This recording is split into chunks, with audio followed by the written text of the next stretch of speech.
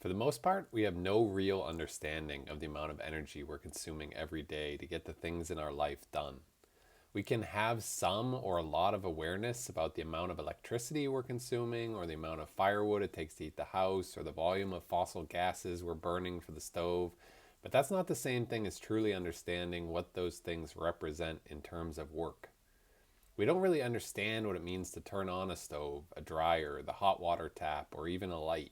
We don't understand the meaning of lightly pressing a pedal with our foot in the car, or for that matter, what it takes to wind up with a vegetable or slab of meat in the grocery store.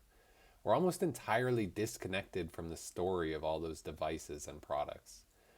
All we've been trained to know for most of our human lives to this point is, do I have enough money to pay for it? However, it is, the price became what it is on the shelf or on our utility bills.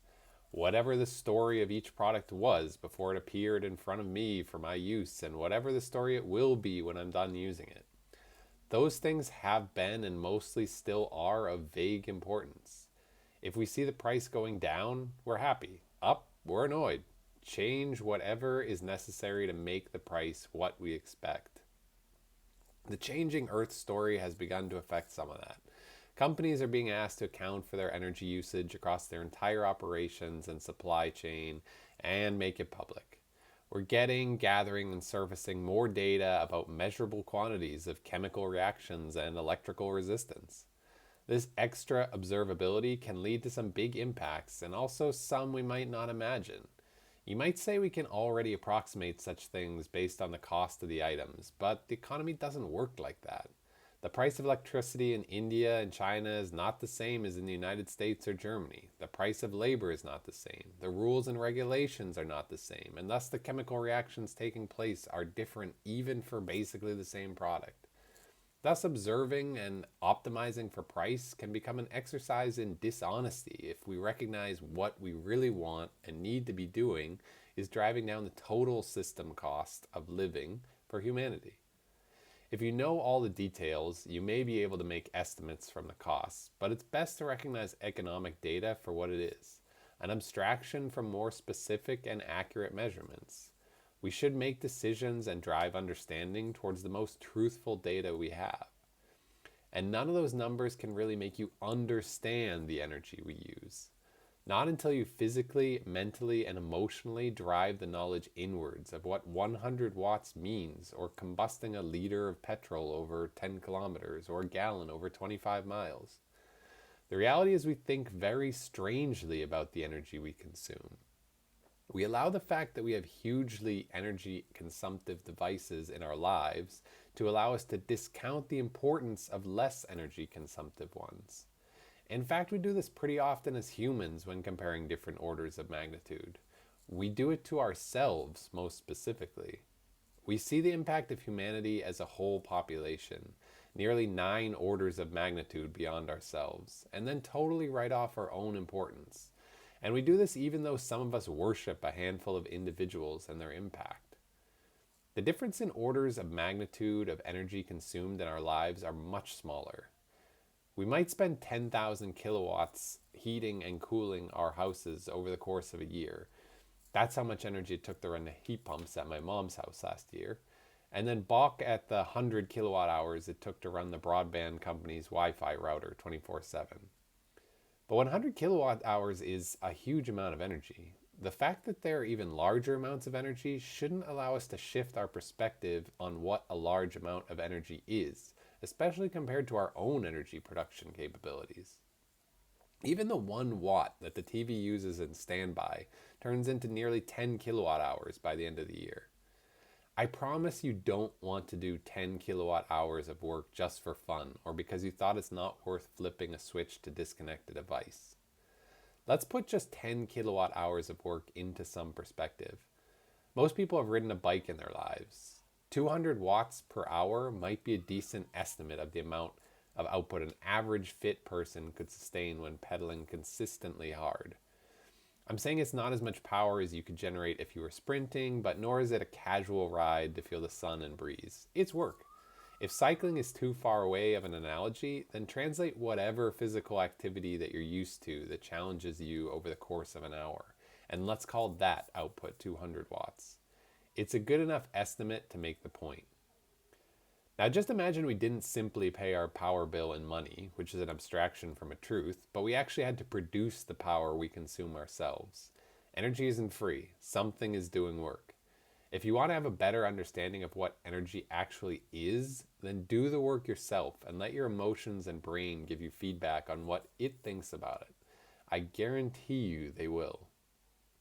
So how much does it then cost to pay the bill for the 10 kilowatts of standby power under more similar terms? At the end of the year, for that one device, that's 50 hours of challenging exercise output. Or if you're smart and you pay your bill monthly, about 4 hours a month. It's not bad. But do you want to pay 4 hours a month in sweat labor for something you got absolutely no use out of? Maybe it sounds like a good motivation to get some exercise to begin with, but compare it with the cost of turning on and off a power switch for when you want to use the TV. Depending on where you put such a switch, it might take a total of 5 seconds to walk over and flip it, maybe less. Maybe you watch TV 2 different times per day. In that case, you spend 20 seconds actually turning the TV off. That's 10 minutes a month, or impressively 2 hours per year. If you were paying for work with work, 2 hours is still a huge savings over 50 hours. I'm certain you would make that trade-off if there was a little gauge running in your life showing the hours of hard labor adding up for the things you don't even use. That's obviously just the beginning. Let's move to something slightly bigger. 100 kilowatt hours for running a Wi-Fi router for a year wouldn't be entirely wasted energy. You are for sure using that device some hours of the day. But 100 kilowatt hours is 500 hours of hard labor at the end of the year. 40 hours a month. Now we're getting serious. If it takes 40 hours a month of your own power output to power one device, if you really think about that trade-off from the perspective of our own power generation, how does your relationship to that device change? Can you imagine challenging yourself to power just that one device yourself? Skeptics may defend their sense of self by pointing out that it's exactly this separation between our own power generation and the power that we need that has allowed us to expand and spend more time thinking creatively than working. But that's not the point of this thought exercise or actual exercise. And if we need to make an immediate counterpoint to such an argument, there's nothing wise about wasting energy, nor your ability to not clearly see waste. How might your behavior and emotions about your actions change if you were constantly battling the need to power such a common device as a Wi-Fi router? I think you would adopt lots of reasonable strategies. First, you would almost definitely start by shutting it off when you weren't using it. You would probably also look to purchase a Wi-Fi router that's as energy efficient as you could. Third, you might start to question your need for using that device instead of thoughtlessly consuming it. Do you need to stream the news when you're not even really watching it? Maybe the radio becomes a decent solution, or you download a podcast for offline listening, or maybe you give yourself more space for your own thoughts and focus.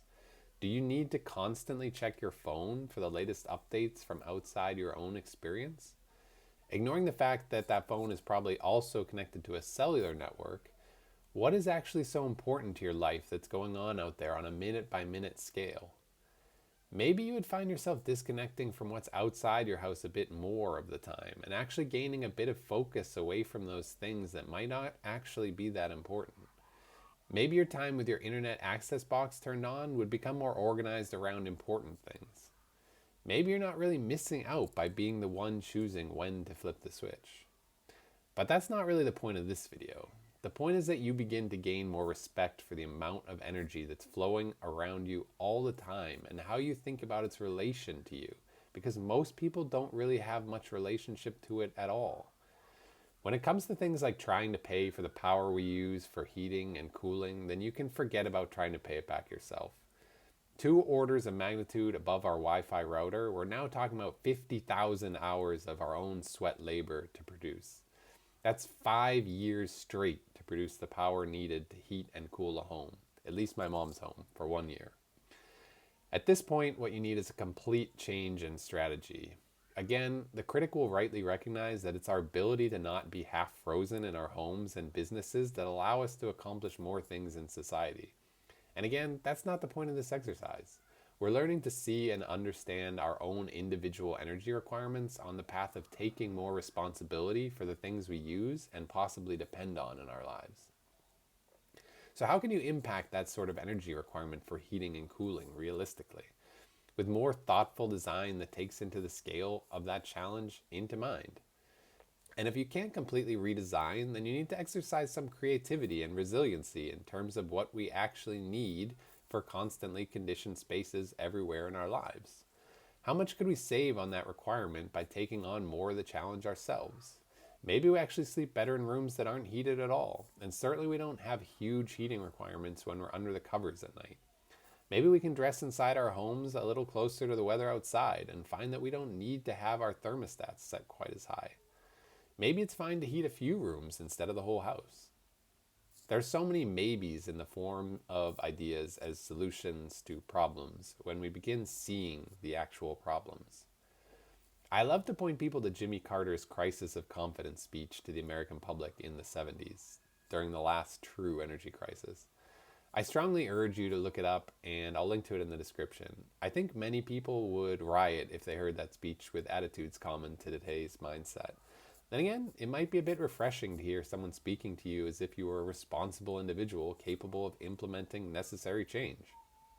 I remember a meme from a few years ago in Sweden when the government asked people not to use things like their vacuum cleaners during certain hours because they were having to pay enormous prices to source energy. And a popular politician at the time responded with a social media post that no one can dictate when we use our vacuum cleaners. There's someone that doesn't understand energy if I ever saw one. That's a person who claims privileges as rights and doesn't understand the difference. That's a person that doesn't understand what it means to exercise responsibility in the world, at least in the energy domain. Don't be that person.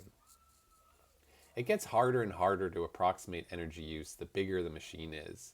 We can't generate the power that our heaters produce, neither our toasters, stovetops, or cars. Speaking of which, there's another great video on powering a toaster by Bike, which I'll link to below. Follow the path you drive into town in your car, except on your bike. Are there any hills? How does it feel to climb it? Now add 1,500 kilograms to move that same cargo yourself, and imagine how that would feel. Impossible? Then imagine how much power your car has to produce to do the same. Feel the wind resistance as you approach 20 kilometers an hour or 13 miles per hour. A car's aerodynamics will be different, but imagine how much wind resistance exists at speed for a car and how much energy it actually requires when you lean your toe a little heavier into the gas pedal to overcome that. These are huge amounts of energy we're spending every day to accomplish the things in our lives. Some of it is meaningful, and I would suggest some of it is not. If we took responsibility for the energy being produced on our behalf from the level of understanding of just how much energy even simple things in our lives take to function, what kind of changes might we make? And is it possible making those changes could have more benefits than we can imagine? It's hard to really appreciate just how much energy we're spending all the time until you really make a conscious effort to investigate your life. And it's easy to write off that energy in terms of its monetary value. 100 kilowatt hours per year might add up to a $20 to $40 bill. There's not huge monetary savings available from that one device. But that doesn't mean that the direct translation of that energy into human energy production isn't substantial and meaningful. As one last thought experiment, just do a little math. That 100 kilowatt hours per year over an 80-year lifetime will have consumed 8,000 kilowatt hours, or 8 megawatts. 8 megawatts of power for one device. The heating and cooling adds up to just under a gigawatt over 80 years. A bit shy of how much it takes to travel back in time with a DeLorean. 1.2 gigawatts. Respect the amount of energy you're using every day by understanding and appreciating it from the most meaningful platform of understanding we have, our emotions, and the brain's signal of resistance to expending energy. Generate 200 watts per hour for enough time, and you will experience things like stress in the form of tiredness, thirst, hunger, and your brain will start talking to you about its preference for you to stop. The things we run our lives. Nothing's for free. Try taking on your energy footprint and see what the result is. I think it's going to change your perspective.